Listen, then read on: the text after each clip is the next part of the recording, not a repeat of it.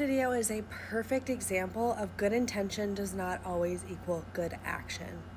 While it might feel good in the moment or feel like the right thing to give birds that are injured water or food, the right thing to do is actually call someone who knows exactly what they need. Y'all have already found my video that I made 2.5 years ago talking about grackles with this very same condition, but what actually ends up happening in places typically like southern Florida, in the southwest of the United States, is that cement is melting. And so when these grackles are walking around, they are getting this cement stuck onto their feet. And obviously you can tell it weighs them down, it can cause infection, it can lead to pretty serious sickness and often death for birds that are inflicted with this.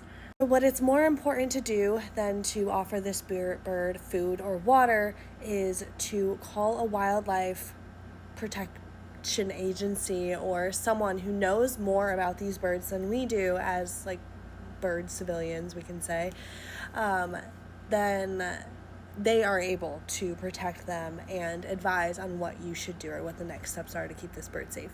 Often that means using something like a sweater, throwing it on top of that bird very lightly, gently, okay? If you ever need to capture a bird, if they're sick, this is the way to do it.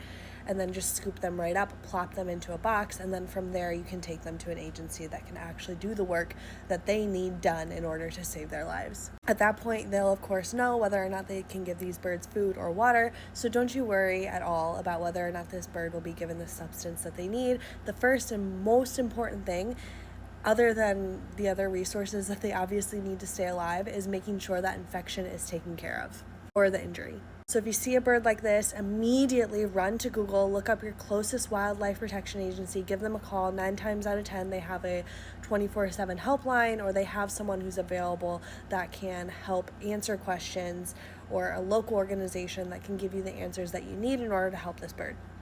If you have any questions about local organizations or what you're looking for, if you're in New York City, I can answer those questions directly. If you're not, I lived in Chicago for some time, so I have a few recommendations. But other than that, Google is going to be your best friend in keeping these birds safe. And please, please do not feed them. Do not give them water. Ask a local person that works in wildlife education, wildlife preservation to truly help, because that's all this bird needs. Thanks so much for watching, y'all. My name is Steph. I'm that quirky bird girl. Hit the follow button. I talk about birds. I talk about joy. I do all the things. So if you want more of that, here I am. Love you so much, y'all. Bye.